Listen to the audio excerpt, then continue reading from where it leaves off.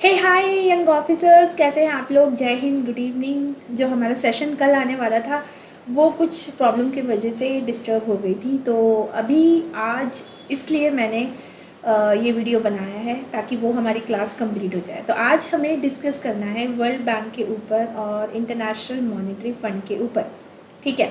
तो लेकिन उससे पहले कल आपने क्या किया, फिर 6 बजे से 7 बजे जो टाइम था आपके पास में, आई होप आप अच्छे से पढ़ाई कर रहे होगे, ठीक है। तो जितनी भी पॉजिटिविटी है अपने अंदर बना के चलिए और बाकी लोगों को भी पॉजिटिव तरीके से ही हैंडल कीजिए और अपने एग्ज़ाम्स की प्रिपरेशन को हर दिन एक नए जोश के साथ में करते रहिए, ठीक है। तो आपको ज़रूर इसमें फ़ायदा मिलेगा। जैसे भी अगर जो भी यहाँ पे मेहनत कर रहा है उसको उसका फल ज़रूर मिलेगा, और जो नहीं हो रही है जिससे मेहनत, या फिर वो बाकी कोई और वजह से जो है कहीं और उसका दिमाग लगा हुआ है, तो वो उसको रिज़ल्ट फिर आप लोगों की दिख जाएगी, तो आपका मेहनत कहीं पे भी बेकार नहीं जाएगा, ठीक है।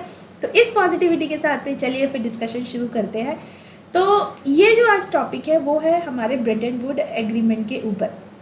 तो ब्रेटन वुड एग्रीमेंट क्या था और ब्रेटन वुड एग्रीमेंट में क्या बोला गया, ये आपको मैं यहाँ पे आज बताऊंगी, डिस्कस करूंगी। तो पहले हमारी जितनी भी सेशन हुई है वो यूएन के ऊपर में थी, तो ये इसी का कनेक्टिव पार्ट है। और यूएन की जो स्पेशलाइज्ड एजेंसी है वो स्पेशलाइज्ड एजेंसी में एक नाम आईएमएफ का भी आता है और एक नाम वर्ल्ड बैंक का भी आता है। तो मैंने बोला था कि जो स्पेशलाइज्ड एजेंसी बहुत इम्पॉर्टेंट है और इसमें डिस्कस करने के लिए काफ़ी कुछ है, तो इसको लेके मैं आपसे अलग से इसके ऊपर टॉपिक में बात करूँगी। तो इसीलिए आज मैं यहाँ पे आईएमएफ एंड वर्ल्ड बैंक को लेके बात कर रही हूँ। और एक मेजर जो स्पेशलाइज्ड एजेंसी है वो है WTO, that is world trade organisation. और ये वर्ल्ड ट्रेड ऑर्गेनाइजेशन आपको नेक्स्ट क्लास में मैं आपको बताऊंगी, ठीक है। तो देखो, पहले तो ये जो ब्रेटन वुड एग्रीमेंट है इसके ये है क्या, एक्चुअली ये नाम ऐसे कैसे पड़ा। एक्चुअली ये ना एक जगह का नाम है, ठीक है। ये एक जगह का नाम है। तो ये 1944 को यहाँ पे एक कम से कम एक 730 लोग डेलीगेट्स यहाँ पे मिले जो कि थे 44 कंट्रीज़ में से। तो ये ना थोड़ा सा ध्यान रखना, तब तक बहुत सारी कंट्री जो है आज़ादी नहीं मिली थी। जैसे कि इंडिया को खुद ही आज़ादी मिली 47 में, और साउथ ईस्ट नेशंस के जितने भी थी जहाँ पे ब्रिटिशर्स जो कॉलोनाइज करके रखे हुए थे वो सारी की सारी जो है यहाँ इस समय इसमें इन्वॉल्व नहीं हो पाई थी, क्योंकि मेजरली ये बात करेगा दैट इज़ वर्ल्ड वॉर 2 के बाद में। यूरोप की तो मतलब एकदम ख़राब हालत हो गई थी, तो यूरोप को ही दिमाग में रख के वो लोग बात करना चाह रहे थे कि भाई ऐसा कुछ हो कि आपस में एग्रीमेंट वेग्रीमेंट करो, ठीक है, ट्रेड बढ़ाओ। ये क्या है, मतलब लड़ाई चले जाते हो, एक वर्ल्ड वॉर हुआ तो सुधरे नहीं, दूसरे वर्ल्ड वॉर में आ गए। तो इसलिए ये बेसिकली यहाँ यूरोपियन कंट्रीज़ को लेते हुए अमेरिका जो है इसमें सबसे आगे रहेगा, ठीक है। अमेरिका ने वर्ल्ड वॉर 1 के बाद भी जो है वो जर्मनी के ऊपर पूरा का पूरा सब ने मिल के उनको ये दोषी करार दे दिया था कि तुम्हारे वजह से हुआ है वर्ल्ड वॉर 1। और उसके बाद फिर जर्मनी ने फिर जब 20 साल का भरपाई भरा, उसके बाद फिर जर्मनी को गुस्सा आया, तो वर्ल्ड वॉर 2 जो है जर्मनी की वजह से ही हिटलर एक जो वहाँ पे आए थे। तो वर्ल्ड हिस्ट्री आपको पता है, हर जगह जो है हर एक चीज़ ऐसी है हमारी यूपीएससी की कि एक दूसरे से वो कनेक्ट करती जाएगी, ठीक है। तो ये 44 कंट्रीज़ यहाँ मिले, ये जो ऐसे डेलीगेट्स थे ये मिले, और जुलाई 1944 को इनका मकसद क्या था कि जब आप किसी से मिलते हो तो कोई मकसद होता है ना, नहीं बिना मकसद कहीं मिल सकते हैं, जैसे दोस्त है कोई भी, मतलब ही तो वहाँ पे हम दिखते नहीं हैं, लेकिन यहाँ पे कोई एक मतलब से ही मिले थे। और वो मतलब ये था कि इनको ना क्रिएट करना था एक efficient foreign exchange solar system. मतलब ये क्या हुआ फॉरेन एक्सचेंज सोलर सिस्टम, कि आप अगर ट्रेड कर रहे हो आपस में तो ऐसे करेंगे कि ये ट्रेड या फिर व्यापार कुछ अच्छे तरीके से हो जाए। आपके पास अगर कुछ पैसे की कमी है तो कोई आपको हेल्प कर दे। तो लोग तो ऐसे मतलब पूरी की पूरी यूरोपियन कंट्रीज एक दूसरे के दुश्मन बने हुए थे, कोई किसी के साथ था, कोई अलाइड के साथ था, कोई कहीं और था। तो इसलिए ये यहाँ पे जब डिस्कस हुआ कि देखो ऐसा कोई कॉम्पिटिटिव प्रिवेंटिव कॉम्पिटिटिव या फिर डीवैल्यूएशन ऑफ करेंसीज जो अपने फ़ायदे के लिए जो है अपनी जो करेंसी है वो उसकी वैल्यू कम कर देता है। जैसे कि मार्केट में अगर आज रुपी की वैल्यू आज के टाइम पे एक 69 से लेके 70 के अंदर में या फिर 75 के अंदर में है, तो हम जानबूझ के अपनी वैल्यू को क्या करेंगे 50 कर देंगे। क्यों? क्योंकि इससे एक्सपोर्ट बढ़ेगा। अब हमारी पैसे कम हैं तो लोग आएंगे भाई हमारे यहाँ पे अपना $1 देंगे, तो उनको यहाँ से बहुत ज़्यादा पैसा मिलेगा। अब बहुत ज़्यादा पैसा मिलेगा तो सोचो कि अगर ये $1 100 होता तो उनको $1 दे के 100 रुपये मिलता, लेकिन अभी वो $1 दे के उनको 2.50 मिल जाएंगे। ठीक है, मतलब बात तो हुई मतलब ये इनको एक नोट मिलता, इनको यहाँ पे 2 नोट मिल गया। 2 नोट मिली तो क्या होगा, वो ज़्यादा चीज़ खरीद सकेंगे ना। इंडिया में यार $1 जो है अगर देंगे तो वो 100 रुपये अगर उसको मिल रहा है और एक 50 रुपये मिल रहा है, तो सोचो कि वो $1 से 100 रुपये वाली चीज़ खरीद सकता है केवल एक। लेकिन अगर वो $1 से 100 रुपये की चीज़ें दो चीज़ मतलब 50 रुपये की चीज़ें दो खरीद सकता है, अगर इसकी मनी वैल्यू जो 50 हुई। तो इसीलिए जो जानबूझ के जैसे चाइना जो है अपने पैसे की करेंसी को कम करके रखता है ताकि इसका एक्सपोर्ट जो है ज़्यादा बना रहे। अब ये कैसे होगा खुद सोचो। आप बोलोगे कि भाई मुझसे ले लो, मेरा 10 रुपया है, ठीक है, दूसरा बोलेगा 20 रुपये, तो ये 10 रुपये वाली चीज़ हम ज़्यादा ले सकते हैं ना, इसमें हमारा कम से कम 10 चीज़ आ जाएगी 100 रुपये में, इसमें 5 चीज़ें आएगी। तो यही चीज़ है, अगर एक इंडिया की या फिर कहीं और की करेंसी ज़्यादा हुई उसकी वैल्यू, तो यहाँ पे उससे एक्सपोर्ट कम हो जाता है, क्योंकि वो उससे जो भी खरीदेगा उसको कम पड़ेगा। लेकिन उसके पैसे की वैल्यू कम कर दोगे तो वो ज़्यादा खरीदेगा। तो इस सब चीज़ से ना हो और एक इंटरनेशनल इकोनॉमिक ग्रोथ यहाँ पे बने रहे, इसीलिए एक ब्रिटेन वुड एग्रीमेंट यहाँ साइन हुआ, क्योंकि ये था ब्रिटेन वुड में। और ये साइन हुआ, साइन इन द सेंस ये लोग मिले, डिस्कस करें, और इसमें से एक दो ऑर्गेनाइजेशंस निकल के आई। वो है इंटरनेशनल मॉनेटरी फंड, अंतर्राष्ट्रीय मुद्रा कोष, ठीक है, और दूसरा आया वर्ल्ड बैंक। तो ये जो ब्रिटेन वुड सिस्टम था, इसको तो भाई 1970 में निकाल दिया। क्यों निकाला? क्योंकि तब तक वो सारे देश भी आज़ाद हो गए थे जो अफ्रीकन नेशंस थे, जो बहुत दिन लगे उनको क्या बोलते हैं आज़ादी के लिए। तो इसलिए इनको 1970 के बाद में ये ब्रिटेन वुड की जो है कॉन्फ्रेंस, ये यहाँ से ख़त्म कर दिया था। लेकिन ये तो दो ऑर्गेनाइजेशंस थी, ये ख़त्म नहीं हुई, इसने तो अभी भी कमाल करके रखा हुआ, तब से वो कमाल कर ही रहे हैं। ठीक है, तो अब हम एक एक करके इसके बारे में देखेंगे। तो जहाँ स्टार्ट करनी थी ब्रिटेन वुड, वो मैंने यहाँ से इसलिए आपको बताया। पहले हम लेते हैं इंटरनेशनल मॉनेटरी फंड, अंतर्राष्ट्रीय मुद्रा कोष। ठीक है, आज के टाइम पे इसका जो डायरेक्टर आप इसको बोलोगे वो है ये क्रिस्टानिया। ठीक है, पहले क्रिस्टानी लगार्डे थी, अभी जो है ये इनका नाम भी वैसे ही मिलता जुलता ही है, लेकिन उनका नाम सी से स्टार्ट होता है, इनका नाम के से स्टार्ट होता है। तो ये जो है अभी हेड है। तो इंटरनेशनल मॉनेटरी फंड के बारे में मैं थोड़ा अच्छे से पहले डिस्कस करके आपको बता देती हूँ। जैसे ये IMF का हेडक्वार्टर सबसे पहले कहाँ मिलेगा? हेडक्वार्टर है वॉशिंगटन में, ठीक है, वॉशिंगटन DC में है। देन अब इसमें कितने कंट्रीज़ है? 189 कंट्रीज़ है। अब 189 कंट्रीज़ है तो प्लीज़ फाइंड आउट कि 193 में से कौन से ऐसे 4 कंट्री है जो यहाँ पे IMF में नहीं है। ठीक है, अब ये काम क्या करता है भाई? ये ऑब्जेक्टिव इसका क्या है? ऑब्जेक्टिव है कि ग्लोबल सिक्योर कराना, क्या करवाना? Financial stability. ठीक है, कि कोई भी देश में अगर फिनेंशियल स्टेबिलिटी नहीं है, अगर उसकी करेंसी को लेके एक्सपोर्ट इंपोर्ट आयात निर्यात में यहाँ पे प्रॉब्लम आता है, तो ये IMF इसमें हेल्प करता है, सिक्योर फिनेंशियल स्टेबिलिटी। दूसरा एम्प्लॉयमेंट जनरेशन, अगर इकोनॉमी अच्छी चल रही है, आर्थिक व्यवस्था जल्दी चल रही है, तो वहाँ काम भी मिलेगा, और उसके बाद में इकोनॉमिक ग्रोथ। ठीक है, अब एक डाउट यहाँ पे हो सकता है, क्योंकि मैं भी ना एस्पिरेंट की तरह ही सोच के आपको पढ़ाती हूँ, कि मुझे भी ये डाउट होता था कि बहुत लोगों को ये होगा कि IMF क्या काम करता है और वर्ल्ड बैंक क्या करता है, क्या ये दोनों एक ही काम करते हैं? देखो, इसका डिफरेंस थोड़ा समझो। ठीक है, IMF क्या करता है? लोन देता है, वर्ल्ड बैंक भी लोन देता है, राइट? ये ज़्यादा लॉन्ग टर्म लोन देता है, ठीक है, ये इतना लॉन्ग टर्म नहीं देता है, ये थोड़ा कम समय के लिए देता है। कम समय मतलब एकदम कम है नहीं, फिर भी इसके कंपेयर में वर्ल्ड बैंक के। IMF से लोन एक कंट्री कब ले सकती है, इसको ज़रा समझना, जब उसको बैलेंस ऑफ पेमेंट क्राइसिस हो जाएगा। बैलेंस ऑफ पेमेंट क्राइसिस मतलब कि मान लो कि कुछ एक्सपोर्ट हो रहा है, कुछ इम्पोर्ट हो रहा है, ये कम है, ये ज़्यादा है, आने वाला मनी जो है फॉरेन एक्सचेंज एक्सपोर्ट से कम आ रही है, क्योंकि देखो एक्सपोर्ट और इम्पोर्ट आप किस में करोगे? वैसे करेंसी में करोगे जो कि मार्केट में इंटरनेशनल लेवल में चलता है, हम मनी में नहीं कर सकते। हमारा मनी में मतलब हमारी रुपी भी नहीं कर सकते, क्योंकि रुपी जो है वो इंटरनेशनल लेवल में करेंसी एक्सेप्ट नहीं हुई है। तो मेजर कितनी करेंसी है वो आईएमएफ में अभी मैं आपको बताऊंगी, जो वर्ल्ड लेवल में हम उससे एक्सचेंज कर सकते हैं, जिसको हम एसडीआर के अंदर भी रखते हैं। एसडीआर सब क्या है आगे बताऊंगी, ठीक है। तो एक्सपोर्ट और इंपोर्ट मान लो कि कम, और ये बैलेंस ऑफ पेमेंट क्राइसिस हो गया, मतलब कि हमने कुछ इंपोर्ट किया, हमें पैसे देने थे हमारे देश को, तो हमारे पास पैसे बचे नहीं, तो हम जाएंगे भाई आईएमएफ के पास में लोन लेने के लिए, ठीक है। आईएमएफ बोलेगा ऐसे ही नहीं मुंह उठा के आ जाना मेरे से लोन लेने के लिए। तो ये क्या करता है, कंडीशनल लोन देता है। कंडीशनल लोन मतलब कि ये कुछ कंडीशन बताएगा कि तुम अपनी इकोनॉमी में रिफॉर्म करो, ठीक है, तुम अपनी इकोनॉमी की जो डेटा है उसको तुम ऐसे बनाओ, ऐसे करके ये बहुत ज़्यादा A to Z यहाँ पे मैं आगे बात बताऊंगी, इसको बताएगा और फिर बोलेगा तब जाके आपको लोन मिलेगा। जो कि इंडिया के लिए भी इसने ऐसे ही बोला। 1991 में इंडिया को जब आईएमएफ से लोन की ज़रूरत थी, क्योंकि हमारे पास फॉरेन एक्सचेंज कम थे, केवल 1 महीना, बोलते हैं कि 4 दिन का ही बचा था, ठीक है।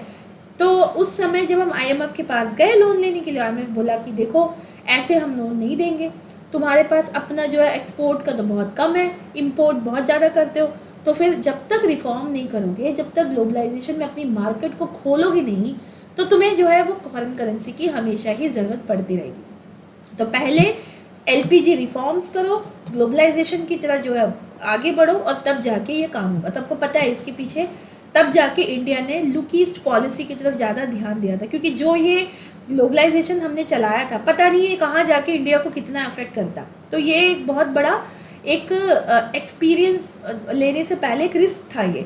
तो इंडिया ने क्या किया, उसी समय तुरंत जो है लुक ईस्ट पॉलिसी की तरफ अपना ध्यान लगाया और सीधा गए, बोले कि साउथ ईस्ट एशियन नेशन के साथ भी थोड़ा भाई हाथ वाथ मिला लेते हैं, कल को यहाँ हम डूबे, हमारा मार्केट डूबा, तो कम से कम वहाँ से तो कुछ हमें दोनों तरफ से क्या बोलते हैं, हमारी इकोनॉमी कहीं ना बैठ जाए। तो ये बहुत बड़ी रिस्क थी वो सरकार के ऊपर, नरसिम्हा राव जी ने यहाँ जो है डिसीजन लिया था, ठीक है। तो ऐसे करके ये आईएमएफ थोड़ा आपको समझ में आ रहा होगा।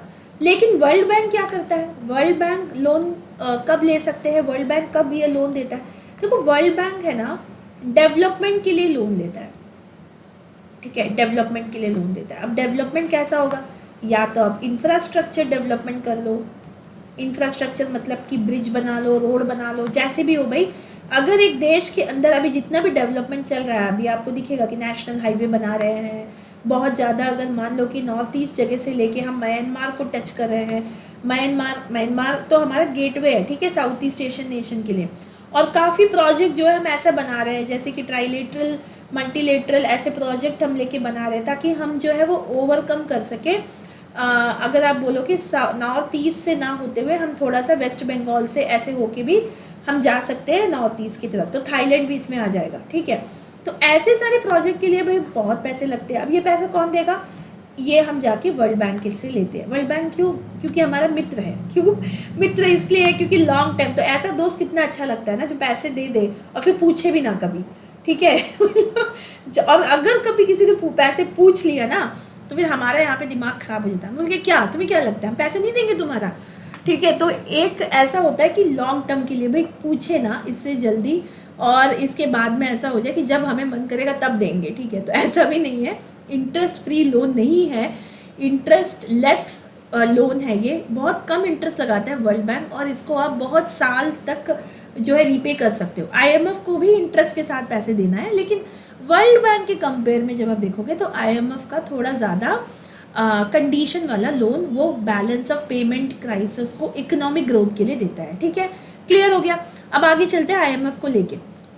अब जब आईएमएफ के बारे में जब मैं बता रही थी तो यही है कि ये 1944 में बना, ठीक है।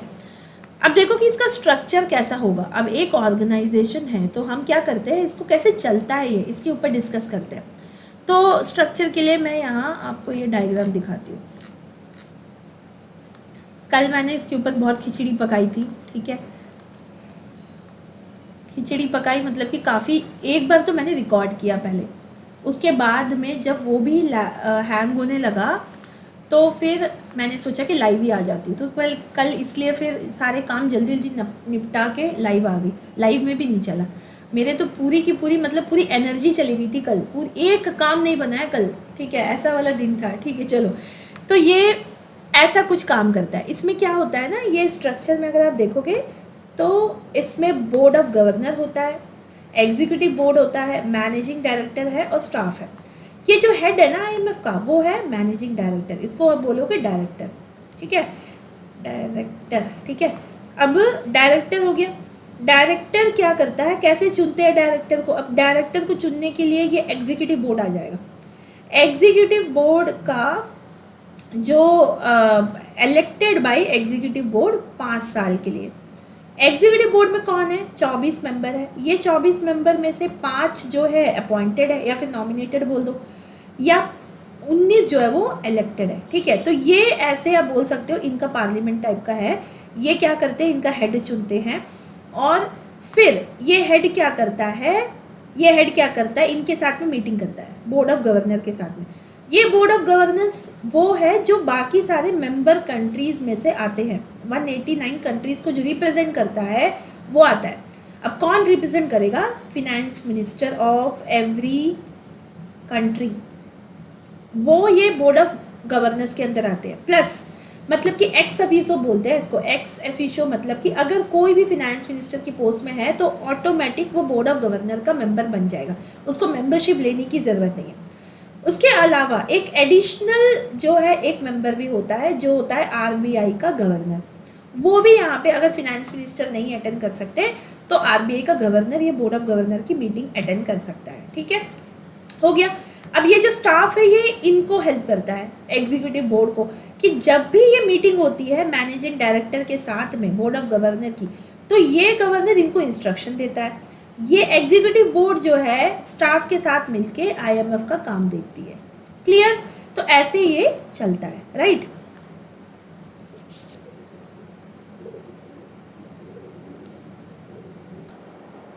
अब देखो कि आईएमएफ का फंक्शन क्या क्या है, तो फंक्शन मैं थोड़ा दिखा देती हूँ यहाँ पे। ये है फंक्शंस ऑफ आईएमएफ। अब ये क्या क्या फंक्शन है? रेगुलेटरी फंक्शंस, वो क्या करता है? रेगुलेट करता है। रेगुलेट करता है मतलब कि एक रेगुलेटरी बॉडी है जो ये भी ध्यान रखेगा कि अगर किसी कोई मेंबर कंट्री है तो वो मेंबर कंट्री अपने जो देश है उसमें कैसे कैसे इकोनॉमिक पॉलिसीज़ लेके आ रहा है, क्या वो ये इकोनॉमिक पॉलिसी से अपना भला कर पाएगा, इकोनॉमिक ग्रोथ कर पाएगा। तो ये फंक्शंस रेगुलेटरी बॉडी ये रूल्स लगाता है कि इसके आर्टिकल्स में लिखा हुआ है, जैसे क्या क्या रूल्स है मैं अभी आगे बताऊंगी। ठीक है, रेगुलेटरी फंक्शन है कि रेगुलेट करता है। ये सब एग्जाम में याद रखना। आईएमएफ को आप ऐसे सोच सकते हो कि ये कंडीशनल लोन देता है तो ये रेगुलेट भी करेगा, और उसको उसकी जो मेंबर कंट्री के बीच में जितनी भी एडमिनिस्ट्रेटिंग कोड ऑफ कंडक्ट है या फिर वो किस तरीके से अपनी जो मनी वैल्यू है उसको एक्सचेंज, उसका क्या रेट चल रहा है, उसके अंदर में क्या क्या पॉलिसी, ये सब देखेगा बैठ के। ठीक है, उसके बाद रिस्ट्रिक्शंस भी लगा सकता है, रिस्ट्रिक्शंस ऑन पेमेंट, कि आप है ना करंट अकाउंट ट्रांजैक्शन ज़्यादा मत करो। तो ये करंट अकाउंट ट्रांजैक्शन क्या है, कैपिटल अकाउंट ट्रांजैक्शन क्या है, ये आप बीओपी में देख सकते हो कि जब revenue receipt, current and revenue expenditure, इसको मिला के एक बजट को लेके आपको समझना है, और दूसरा payment of balance of payment को समझना है, जिसमें जो है वो करंट अकाउंट ट्रांजैक्शन और कैपिटल अकाउंट ट्रांजैक्शन पता है। इंडिया ने जो कैपिटल अकाउंट ट्रांजैक्शन को अभी तक जो है वो फुली कन्वर्टेबल नहीं किया। वो क्या चीज़ है जरा प्लीज़ इकोनॉमी में मुझे बताइए अगर आपको आता है तो। ठीक है, फिनेंशियल, और नहीं आता तो प्लीज़ पढ़ लीजिए, बहुत इंपॉर्टेंट है। फिनेंशियल फंक्शन भी है कि क्या करता है, फिनेंशियल सपोर्ट देता है। अब है भाई फिनेंशियल सपोर्ट तो उसका मेन काम है। उसके अलावा ये कंसल्टेटिव फंक्शन भी रखता है, जैसे कि किसी मेंबर कंट्री को अगर कोई एडवाइस चाहिए, जैसे इंडिया ने एडवाइस मांगा था तो इसने एडवाइस दिया 1991 में। तो IMF is a centre for international cooperation for the member country, और ये क्या करता है, सारे टेक्निकल असिस्टेंट्स जितने भी मेंबर्स कंट्री है उनके बीच में बैठ के टेक्निकल असिस्टेंस, जैसे कि मान लो कोई हम जाके अगर पूछ रहे हैं गवर्नेंस की मीटिंग में, तो जिसको भी एडवाइस देना होगा वो एडवाइस दे देगा। तो हम ये लोग एक दूसरे के साथ मिलके कोऑपरेशन वे में काम करते हैं। ठीक है, ये फंक्शन याद रखिएगा। अब उसके बाद में इंडिया एंड आईएमएफ अगर आप देखोगे तो इंडिया और आईएमएफ का क्या रिश्ता है। सबसे पहले तो इंडिया जो है ये फाउंडर मेंबर है आईएमएफ का। ठीक है, फाउंडर मेंबर है। तो पहले मैं लिख देती हूँ इंडिया एंड आईएमएफ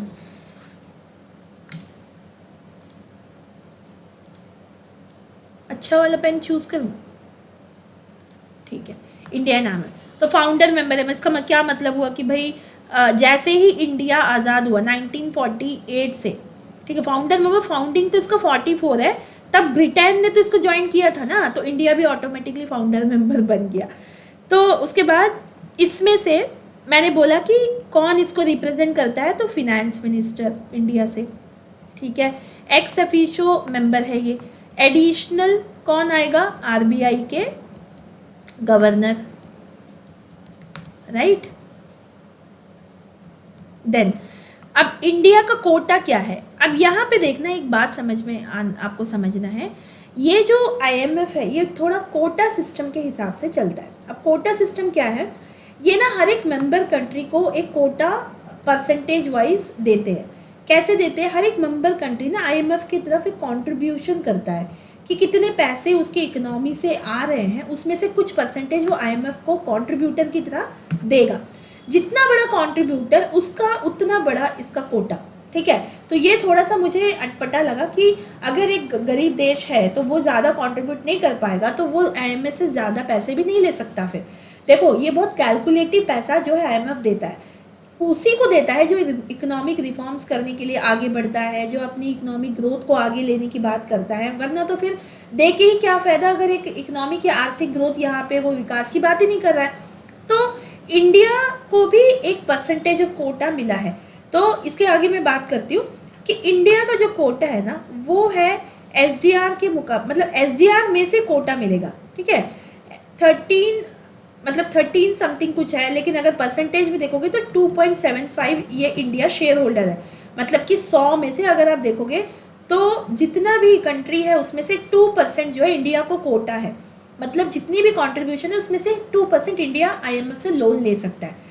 तो ये याद रखना, जितना कोटा जिस कंट्री को अलॉट हुआ वो उतना ही लोन उससे ले सकता है आईएमएफ से, ठीक है, राइट। अब इसमें देखोगे तो इंडिया क्या है, 8th लार्जेस्ट है इसके अंदर में, जिसको भाई ये कोटा मिला। हमें कितना कम लगता है ना 2%, लेकिन 8th लार्जेस्ट इंडिया के पास ही है कोटा होल्डिंग।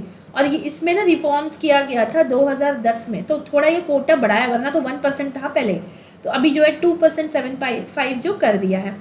उसके अलावा अभी अगर आप देखोगे तो इसमें से 6% मतलब ऐसा कुछ रिफॉर्म्स किया है जो बाकी कंट्रीज़ को भी दिया है।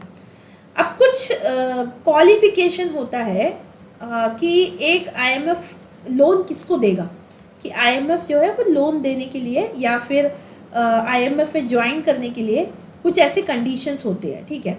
जैसे लोन कोई ले लो, ज्वाइन तो ठीक है। क्वालिफिकेशन क्या है, पहले ये कि आपका कोटा क्या है, मतलब कि आपका कोटा कैसे डिसाइड करोगे, जब एक कंट्री का इकोनॉमिक ग्रोथ कितना है तो वो कितना कोटा जो है अपने पैसा जो है वो आईएमएफ को कंट्रीब्यूट कर रहा है, ये एक पहला देखा जाएगा, ठीक है। उसके बाद दूसरा देखा जाएगा कि करेंसी को लेके अगर वो कंट्री, ठीक है, मान लो कि अभी वो मेंबर है, तो वो मेंबर होने का मतलब ये नहीं है कि उसको पैसे दे दिए जाएंगे, यही मैं समझा रही हूँ आपको। बाकी सारे इंस्टीट्यूशन में इतना ज़्यादा लफड़ा नहीं है, लेकिन क्या है कि आईएमएफ के अंदर में इन्होंने काफ़ी ये बना के रखा हुआ है अपनी जो डिसीजन, कि अगर मान लो कि एक मेंबर कंट्री पैसे मांग रहा है और आईएमएफ बोल रहा है कि तुम जो है अपना ये सारे रिफॉर्म करो, तो वो नहीं सुनेगा, वो बोलेगा नहीं मुझे जो करना है वो मैं करूँगा, तो फिर आईएमएफ बोलेगा ठेंगा नहीं मिलेगा जाओ मतलब करेंसी को लेके अगर मैनिपुलेशन अगर वो कर रहा है, ठीक है, मैनिपुलेशन कर रहा है या फिर बढ़ा रहा है करेंसी या फिर करेंसी की वैल्यू को घटा रहा है, तो परमिशन लेना पड़ेगा आईएमएफ की। अगर मान लो कि लोन लिया हुआ है तो ये सब कुछ कर रहा है तो फिर परमिशन लेना पड़ेगा। आपने अगर उनसे लोन लिया है तो फिर ये सब चीज़ उनके मर्जी के बिना नहीं कर सकते, और जो आईएमएफ ने बोला है कोड ऑफ कंडक्ट वो मानना पड़ेगा, ठीक है। और अगर आईएमएफ ने यहाँ पे इकोनॉमिक रिफॉर्म्स की बात की है तो वो भी रिफॉर्म्स करने के बाद में उसकी जो क्या बोलते हैं, उसकी जो रिपोर्ट है वो ये रिपोर्ट या फिर कोई भी रिपोर्ट जो इकोनॉमिक ग्रोथ के लिए लिया गया है वो देश के अंदर, उसको सबमिट करना पड़ेगा आईएमएफ के अंदर। ये सारे कंडीशन है। तो आप खुद देख लो, प्रिंसिपल की तरह है। अगर तुम पैसे ले रहे हो तो अपने कोटा के जितने भी तुम ले रहे हो उतना ही तुमको लोन मिलेगा। तुम कितने साल में रीपे करोगे, करेंसी ऊपर नीचे कर रहे हो तो बताना पड़ेगा। कोड ऑफ कंडक्ट जो है वो सही रखना पड़ेगा, और कुछ भी रिफॉर्म्स या फिर रिपोर्ट्स वगैरह जो भी आता है तुम्हारे इकोनॉमी का, तो वो चीज़ IMF को सबमिट करनी पड़ेगी। ठीक है, तो ये कुछ ऐसे कंडीशन है जो IMF ने बहुत स्ट्रिक्टली बोल रखा है कि लोन चाहिए तो भाई ये सब करना पड़ेगा। तो इसी को बोला जाता है कंडीशनल लोन। ठीक है, कंडीशनल लोन मतलब कि वो कंडीशन बताएगा, लोन चाहिए तो बोलो, नहीं तो जाओ। अब देखो कि वोटिंग पावर है इसका। तो वोटिंग पावर क्या है कि जितने भी मेंबर कंट्री है वो मेंबर कंट्री को सबको एक वोटिंग राइट दी जाती है। जैसे कि कौन बोल रहा है कि इसको लोन देना चाहिए, नहीं लेना चाहिए, या फिर इकोनॉमिक रिफॉर्म्स करना चाहिए, तो ये वोटिंग पावर सबके पास है। अब ये वोटिंग पावर है ना, दो तरीके से है। एक है बेसिक, दूसरा है एडिशनल। बेसिक है ना सबके पास है, ठीक है, सब जितने भी मेंबर्स कंट्री सबके पास मान लो कि एक वोट होगा। तो ये लो इनकम कंट्रीज है उनके पास भी ये वोटिंग पावर है बेसिक का। लेकिन जिसके पास ज़्यादा कंट्रीब्यूटर है वो IMF को, उसको एक एडिशनल वोटिंग मिलती है।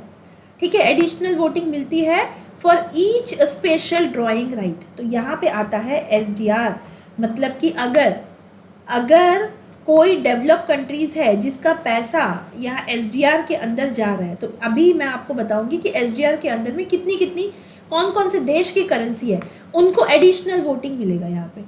इसका मतलब ये है कि वो अपनी सबको यहाँ वोटिंग पावर मिलेगी, लेकिन उनको थोड़ी एडिशनल वोटिंग पावर मिलेगी। समझे? तो डेवलप कंट्रीज जितने भी यहाँ पे कंट्रीब्यूशन है उनका SDR के अंदर, उनको एडिशनल वोटिंग मिलती है। अब आते हैं, बात करते हैं SDR के बारे में। SDR है क्या, तो उसको मैं दिखा देती हूँ।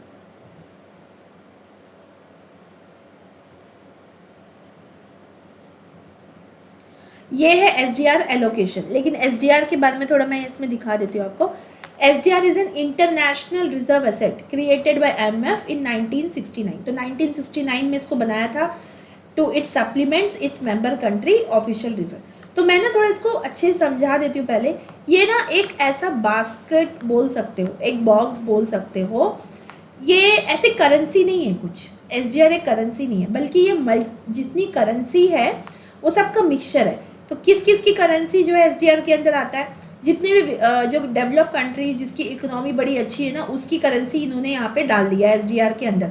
मतलब स्पेशल ड्राइंग राइट में आपको क्या मिलेगा, ये सारे करेंसीज इसमें डाले हुए हैं। तो क्या क्या करेंसी है, US डॉलर, ठीक है, उसके बाद दूसरा है euro, then Japanese yen, then pound, then Chinese का, ठीक है। ये करेंसी है जो अपनी पैसे SDR में करेंसी में डाल के रखे हुए हैं। अब देखो इसको प्रैक्टिकल होके समझो। कोई भी देश अगर एक्सपोर्ट इंपोर्ट करेगा तो वो क्या करेगा, या तो वो पैसे वो इसमें दे सकता है, इसमें दे सकता है, इसमें दे सकता है, इसमें दे सकता है, इसमें दे सकता है। तो ये वर्ल्ड लेवल में एक्सेप्टेड है, ठीक है। अब मोस्टली क्या होता है, US डॉलर में ही लोग जो है एक्सचेंज करते हैं, इसीलिए रुपये की जो करेंसी हमारी है उसकी वैल्यू जो हम US डॉलर में देखते हैं। अच्छा, SDR में ये इसलिए डाला हुआ है कि अगर किसी को लोन चाहिए तो उनको इस तरीके से ये लोन मिलेगा, ये पैसे में mixture of all this things. कितना मिलेगा, जितना कोटा एक देश के पास है। जैसे कि इंडिया को मिलेगा 2.7% कोटा है, तो जितनी भी पैसे अगर SDR के अंदर, जैसे कि 1 लाख के ऊपर में 2.75% जो है इंडिया को मिलेगा, mixture of all this quota, ठीक है। तो ये SDR एक करेंसी नहीं है, लेकिन SDR को एक मल्टीपल करेंसीज की तरह देखा जाता है। तो और ये SDR के बारे में थोड़ा मैं बता देती हूँ कि इंडिया को SDR को कैसे कैलकुलेट करते हैं, डॉलर की तरह थोड़ा देखते हैं इसको। और इसकी जो वैल्यू है इसको डेली ही कैलकुलेट किया जाता है एक्सेप्ट हॉलीडे, ठीक है। जैसे कि हर दिन हमारी रुपये की वैल्यू निकाली जाती है, वैसे ही इसकी SDR की वैल्यू निकाली जाती है। फिर उसके अलावा यस, तो to date total of SDR 66% billion ये है। तो ऐसे लिखा हुआ है थोड़ा, तो address long term new need of reserve ऐसे है, ठीक है। तो सिंपल वे में मैंने आपको यहाँ पे बचा लिया। चलो, तो ये लेटेस्ट यहाँ पे ऐड हुआ था 2015 में, चाइनीज़ का करेंसी को भी इसने इसमें डाल दिया, राइट। अब कंडीशनल लोन मैंने क्यों बोला था, कंडीशनल लोन आईएमएफ जो है वो कंडीशनल लोन देता है। तो कंडीशनल लोन का ये मतलब है कि कभी कभी ना वो कोलैटरल भी मांग लेगा। कोलैटरल मतलब कि भाई हमें गारंटी दो, अगर उनको विश्वास नहीं है कि तुम्हारी इकोनॉमी ग्रो करेगी ये पैसे लेके और उसके बाद में तुम पैसे चुका दोगे, नहीं दे सकते तो कोलैटरल लो, कोई गारंटी दो। तो ये गारंटी भी मान सकता है। तो जैसे कि गोल्ड हो गया, जितना पैसा चाहिए उसके इक्वलेंट तुम मुझे गोल्ड दो, ताकि वो गोल्ड जो है वो बेच सके। जैसे कि नहीं, ये जो हमें अगर पैसे चाहिए हैं तो हम अपना सोना जो उधार रखते हैं, बस वैसे ही, ठीक है। फिर उसके बाद वो बोलेगा कि पॉलिसी रिफॉर्म करो, ठीक है, ये भी मानना पड़ेगा। उसके बाद ये इंटरेस्ट में ही लोन देता है, इंटरेस्ट फ्री लोन नहीं देता है। तो ऐसे करके जब आप देखोगे तो इसलिए इसको कंडीशनल लोन बोलते हैं, राइट। और क्या क्या चीज़ें थोड़ा देख लेते हैं इसमें। तो वर्ल्ड सॉरी इसको आईएमएफ को लेके यही सारी इंपॉर्टेंट बात थी। जैसे कि इस पे क्वेश्चन पूछ लेगा इंडियन आईएमएफ के ऊपर, ठीक है। फिर आईएमएफ इंडिया से कौन रिप्रेजेंट करता है, स्ट्रक्चर इसमें क्या है, ऐसे करके काफ़ी चीज़ मैंने बता दिया। अब देखो कि क्वेश्चन आया हुआ है इसमें, क्वेश्चन जो है हर साल पूछता है। जैसे कि इसकी जो रिपोर्ट है उसको लेके क्वेश्चन पूछ लेगा, नहीं तो मेंस के अंदर इसकी क्वेश्चन आ जाएगी, राइट। तो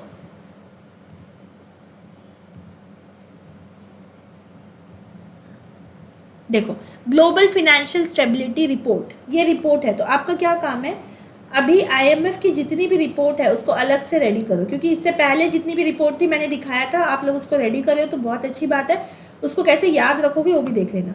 ग्लोबल फिनेंशियल स्टेबिलिटी रिपोर्ट, ये क्वेश्चन था कि कौन निकालता है। तो ये याद रखना कि फिनेंशियल स्टेबिलिटी ये सब हमने देखा था, तो इंटरनेशनल मॉनेटरी फंड। फिर दूसरा क्वेश्चन आया था, इतना याद रखना कि ये दो जो बहनें निकल के आई थी ब्रिटेन वुड एग्रीमेंट से, एक है आईएमएफ और एक है वर्ल्ड बैंक। तो ये जब अपना सेशन चलाता है तो ये इसको बुलाता है कि आओ बहन, ठीक है, तुम भी आओ हमारे ये सब जो है चर्चा पे तुम ऑब्जर्व करो। तो ये वर्ल्ड बैंक है ना, ऑब्जर्व स्टेटस रखता है आईएमएफ में। तो इसीलिए ये क्वेश्चन पढ़ो कि जब भी मीटिंग होती है तो affecting the global economy and advises the international monetary fund on direction. तो ये जो फिनेंस कमिटी, ठीक है, फिनेंशियल कमिटी, ये इंटरनेशनल मॉनेटरी फिनेंशियल कमिटी, जितना भी कमिटी मैंने आपको बताया था ना वहाँ पे, उसी के बारे में। और वर्ल्ड बैंक जो है पार्टिसिपेट करता है ऑब्जर्वर, यस। तो आपको सोचना पड़ेगा कि जब ये हिस्ट्री आपको नहीं पता थी तो आप इसको नहीं सोच सकते। तो आंसर इसका बोथ 1 और 2 है।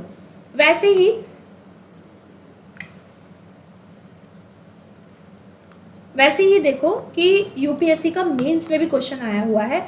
Some of the international funding agencies have special terms of economic participation और use from the leading country, discuss the merit of such terms and it. ये बोला है कंडीशनल लोन के ऊपर पूछा है।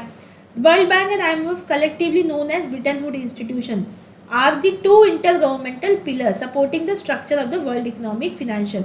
सो IMF exist many common characteristic, बोलता है कि दोनों कैसे सेम है ये भी बताओ और या फिर एलिसिडेट करो, ठीक है। तो ये भी क्वेश्चन पूछा गया। तो सोचो कि कितना इंपॉर्टेंट है, मेंस के लिए भी आपका ये सब टॉपिक दोबारा पढ़ने का टाइम नहीं मिलेगा फिर, ठीक है। अब आगे जाते हैं वर्ल्ड बैंक की तरफ। देखो वर्ल्ड बैंक क्या है, वर्ल्ड बैंक को ऐसे नहीं पढ़ना चाहिए। वर्ल्ड बैंक को आप देखोगे तो वर्ल्ड बैंक एक ग्रुप है, ठीक है, वर्ल्ड बैंक ग्रुप बोलते हैं। तो वर्ल्ड बैंक ग्रुप को लेके पहले मैं यहाँ पे थोड़ा बता देती हूँ, आइडिया दे देती हूँ कि ये वर्ल्ड बैंक ग्रुप है। इसके अंदर है ना 5 ऐसे इंस्टीट्यूशन है, ठीक है, जो लोन देती है अलग अलग कामों के लिए। 5 ऐसे इंस्टीट्यूशन है, 1 2 3 4 5। अब वो क्या क्या है, एक को आप बोलोगे international bank of reconstruction and development, IBRD। एक आप बोलोगे इंटरनेशनल डेवलपमेंट एसोसिएशन, ठीक है। और एक है मीका, ठीक है, IFC इंटरनेशनल फाइनेंशियल कॉरपोरेशन, ठीक है। तो ICSID,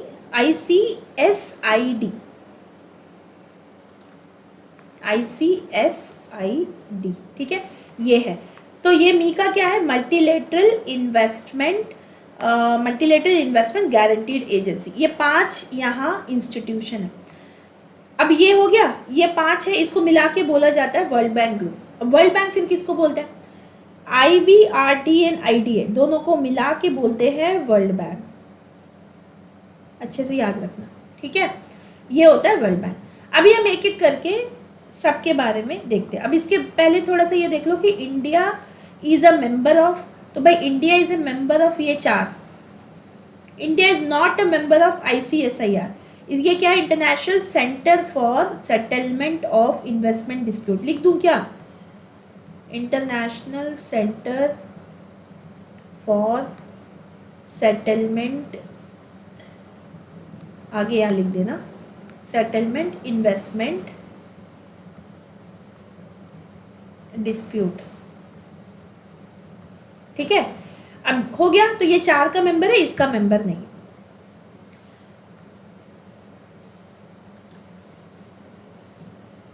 इसके ऊपर भी बात करूंगी, पहले एक एक करके इसके ऊपर बात कर देती हूँ। तो ये सारे के सारे ब्रिटेन वुड एग्रीमेंट के अंदर में आए थे, इसीलिए ब्रिटेन वुड कॉन्फ्रेंस के थ्रू वर्ल्ड बैंक बोलते हैं।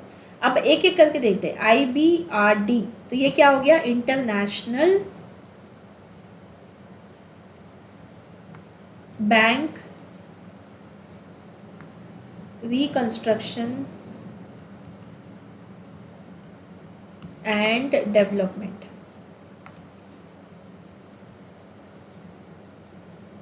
ठीक है, international bank for reconstruction and development. जब इसको बनाया गया ना, तो ये इसका पूरा मकसद ये था कि वर्ल्ड वॉर 2 के बाद में जितनी भी तबाही हुई थी यूरोप में, इसको लेके ये इस पे काम करेगा और उनको लोन देगा, उनके बारे में रिकंस्ट्रक्शन करने में हेल्प करेगा। फिर उसके बाद में ये बैंक टोटल सबके लिए, मतलब इसका जो पेरेंट एजेंसी है वो है UN ने बोला कि आपको सबके लिए काम करना है। तो सारे least develop countries, middle income countries, उनके लिए फिर ये काम करना स्टार्ट किया। तो आज अब देखोगे तो ये बहुत ज़्यादा सपोर्ट करता है मिडिल इनकम कंट्रीज़ को और लीस्ट इनकम कंट्रीज़ में। और सच मानो तो इंडिया का बहुत बड़ा बेनिफिट हुआ है। इंडिया इसमें फाउंडिंग मेंबर था और इंडिया को वर्ल्ड बैंक की तरफ से जितनी भी लोन आई है, इंडिया ने उससे बहुत ज़्यादा डेवलपमेंट का काम किया है, ठीक है। तो each member state of IBID should be a member of IMF। ये बड़ा याद रखना कि जब भी आपको international bank for reconstruction and development में अगर मेंबरशिप चाहिए, ठीक है, तो इससे पहले ये होगा कि भाई मेरी बड़ी बहन से परमिशन लेके आओ, मतलब कि IMF का मेंबर होना चाहिए, आप IMF का मेंबर होना चाहिए, ठीक है, तब जाके आपको IBID का मेंबरशिप मिलेगा, राइट।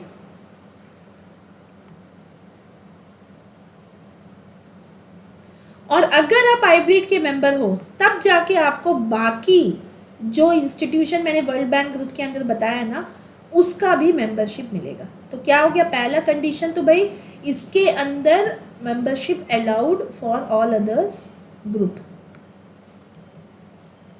बात समझे, पहले इसमें अगर मेंबरशिप चाहिए तो डायरेक्ट नहीं मिलेगा, पहले इसका मेंबरशिप लेना पड़ेगा तब इसका मेंबरशिप मिलेगा। और इसके मेंबरशिप लिए बिना बाकी जो मैंने बोला ना, IDA, मीगा ये सब चीज़ का आप मेंबरशिप नहीं ले सकते कोई भी कंट्री। तो ये इसका कुछ कंडीशन है, ठीक है। अब देख लेता है इसको, नोट्स की तरह हम देखते हैं। तो यूनाइटेड नेशंस मॉनेटरी फंड, ये इसमें सब पूरा लिखा हुआ है कि ये सारी है। तो करेंटली अगर आप देखोगे तो ये अंडर डेवलप कंट्रीज़ के लिए काम करते हैं।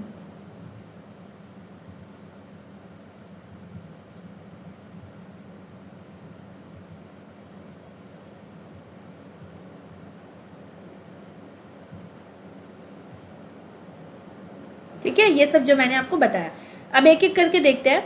जैसे ये, तो it is called itself a global development cooperative. तो 189 कंट्रीज़ है इसमें, और ये वर्ल्ड लार्जेस्ट डेवलपमेंट बैंक इसको बोला जाता है। और ये क्या करता है, लोन देता है, गारंटी देता है, एडवाइजरी सर्विस देता है कि किसी को कुछ एडवाइस चाहिए इकोनॉमिक रिफॉर्म्स के लिए, मिडिल इनकम कंट्री को और लो इनकम कंट्रीज़ को। देन ये finance investment across all the sector, ठीक है। और उसके बाद ये only deal with sovereign government and not a private player. याद रखना ये गवर्नमेंट के साथ ही डील करता है, प्राइवेट प्लेयर्स के साथ में नहीं डील करता, उसके लिए अलग एक से वर्ल्ड बैंक एजेंसीज के अंदर है। Then source of its fund and from the world financial market. कभी कभी ये पैसे देने के लिए जो वर्ल्ड फाइनेंशियल मार्केट है उससे पैसे उठा के ये दूसरे कंट्रीज़ को देता है, क्योंकि इनका जो रेटिंग है ना वो A++ है, तो 3A है इनके अंदर, मतलब कि वर्ल्ड लेवल की नंबर 1 रेटिंग वर्ल्ड बैंक का इनको मिला, मतलब वर्ल्ड बैंक मतलब कि IDA को मिला के बोल रही हूँ, मिला हुआ है। तो कोई भी इनको पैसे दे देता है, क्योंकि ये पैसे बराबर रिटर्न कर देते हैं, यहाँ इनका पैसा डूबेगा नहीं अगर कई फिनेंशियल मार्केट से उठा रहे हैं तो भी, ठीक है। दूसरा आएगा IDA। तो हाइब्रिड इन इंडिया का क्या है कि इंडिया इसका फाउंडिंग मेंबर है, ठीक है। 1949 में इंडिया ने इसको ज्वाइन किया एज ए इंडिपेंडेंट कंट्री। फिर उसके बाद 1960 से लेके इंडिया को काफ़ी फंड जो इनसे मिला था और इंडिया ने उसका यूज़ किया। फिर India is the largest client of world bank, ये याद रखना।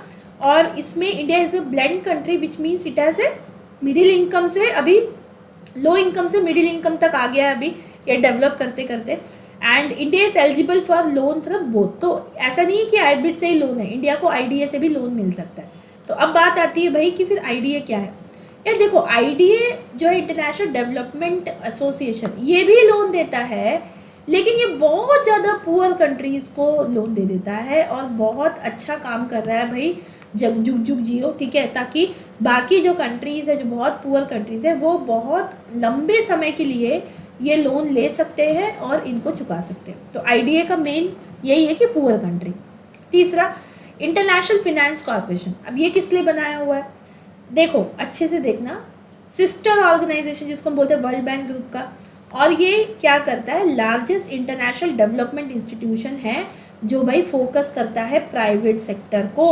तो ये देता है प्राइवेट सेक्टर को लोन। अगर कल को इंडिया में से जो प्राइवेट कंपनीज है अगर उनको लोन चाहिए तो एक अच्छे लेवल का लोन चाहिए जिसमें कि उनके ऊपर कोई भरोसा कर सके, तो ये international finance corporation private sector in developing countries को लोन देता है। इसमें गवर्नमेंट नहीं है, प्राइवेट है।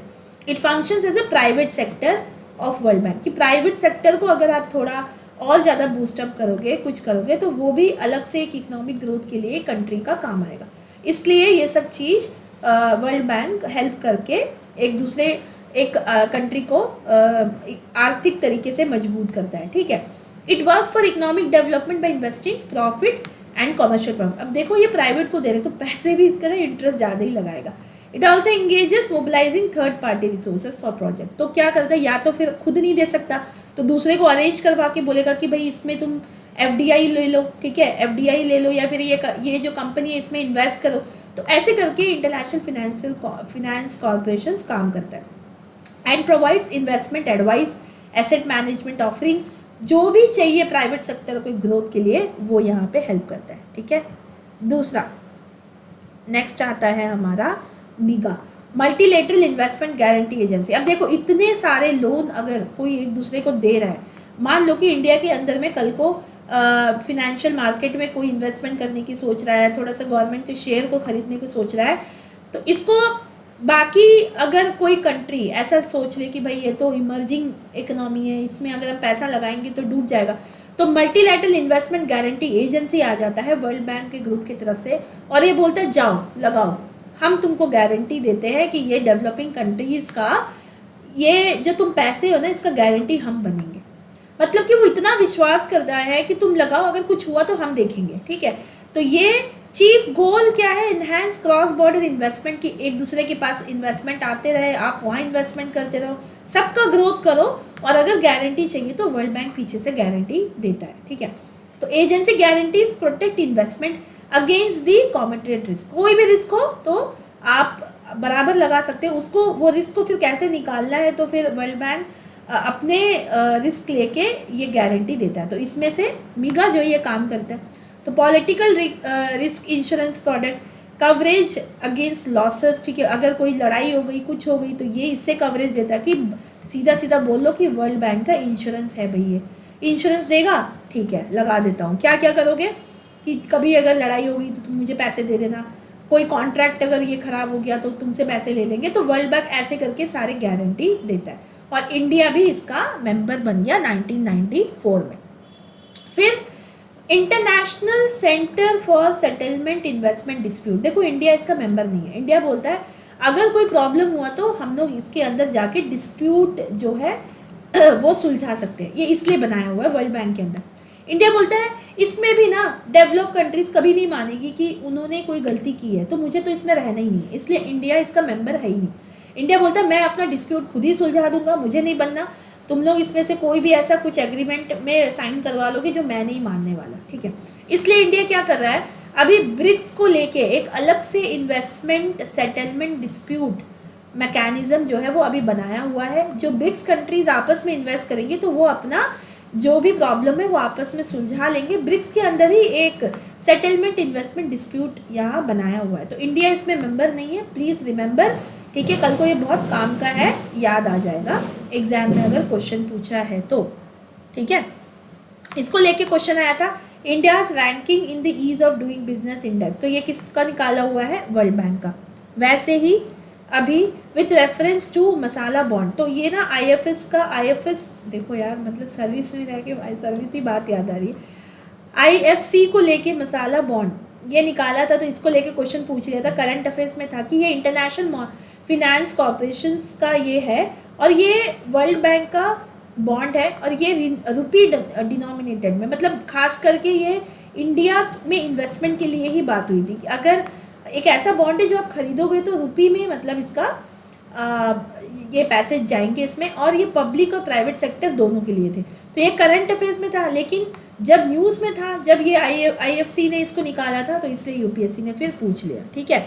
तो ऐसे करके हमारा दो जो बड़ा एक इंस्टीट्यूशन है जिसमें से काफ़ी क्वेश्चन पूछा जाता है प्रीलिम्स में भी, और भी क्वेश्चंस है, आप ज़रा ढूंढिए। और वो सारे क्वेश्चंस को मेनली क्या है ना, रिपोर्ट्स को लेके ही ज़्यादा पूछते हैं, और रिपोर्ट्स का आजकल थोड़ा इंटीरियर होके पूछ लेते हैं, जैसे कि रिपोर्ट्स का थीम क्या था, इस साल का थीम क्या था, ऐसे एक्सेट्रा एक्सेट्रा।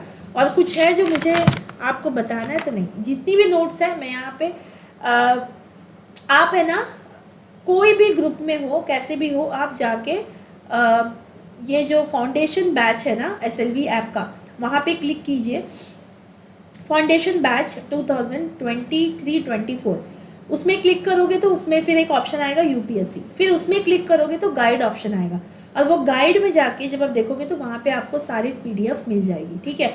तो अगर आप क्रैश कोर्स में हो तो भी आप सीधे फाउंडेशन कोर्स में जाके देखिए, आपको वहाँ पे मिल जाएगा। तो ये पीडीएफ भी कल तक आपको मिल जाएगी, आप इसको डाउनलोड करके लिख सकते हो, ठीक है। या तो अभी आप देखते हुए भी मिल सकता है, क्योंकि मैं आज उसको भेज दूंगी, अगर टीम ने उसको लगा दिया तो आप उसको डाउनलोड करके उसकी नोट्स बना के रख लेना, ठीक है। तो फिर नेक्स्ट सेशन में don't miss it world trade organisation, जो कि बहुत इंपॉर्टेंट है हर साल।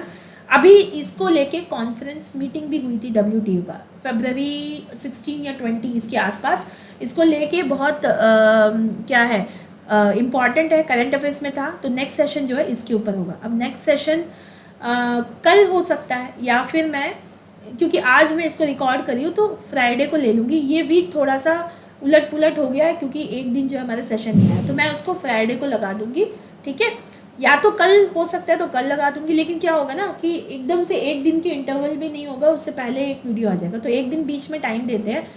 फ्राइडे के दिन वापस आपको 6 बजे मिल जाएगा, लेकिन अगले वीक से वापस हम ट्यूसडे वाले दिन कर लेंगे, ठीक है। ओके देन, मिलते हैं फिर, टेक केयर, बाय बाय।